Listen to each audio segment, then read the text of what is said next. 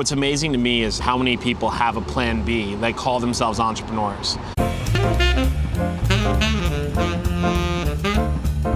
You know, entrepreneurs, if you're really gonna be an entrepreneur, what you have to do is you have to understand that your business is the engine that are gonna drive your lifestyle. It's not the other way around.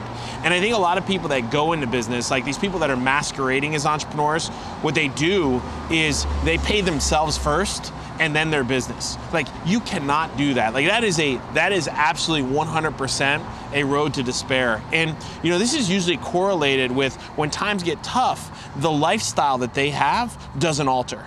And so instead of altering their lifestyle and maybe, you know, going into debt, or instead of maybe, you know, cutting some of the niceties out, or you know, going out to less dinners out on the town, or taking vacations, you know, what they're doing is they're basically lifestyling themselves out of their entrepreneurial endeavor. And there's definitely a time that comes down the road. You know, it's funny because some of the recent comments is, you know, about me is, oh, this guy has, you know, not a clue about work-life balance, or he has no appreciation, never talking about family or happiness. You know what? I'm not an expert in those things. Like, but what I will tell you is that being successful and being happy and being a family person are not mutually exclusive.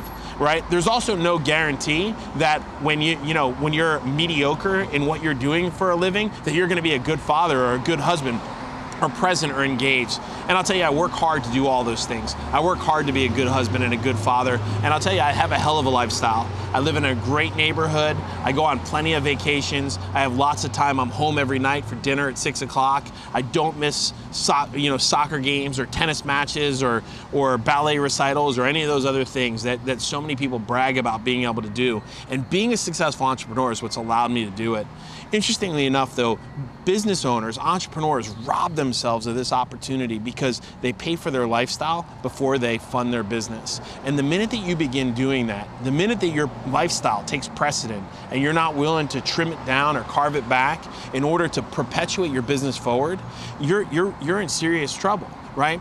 And what happens is that plan B that you have of getting smaller actually keeps you from getting bigger, right? And you know, the minute you have a plan B, you are destined for failure. Your plan B is the nemesis of success. It really, because what it does is it gives you, you know, room for self-doubt to creep in. It gives you room for this, you know, these other thoughts about, you know, maybe I'll do something else, or maybe if this doesn't work out.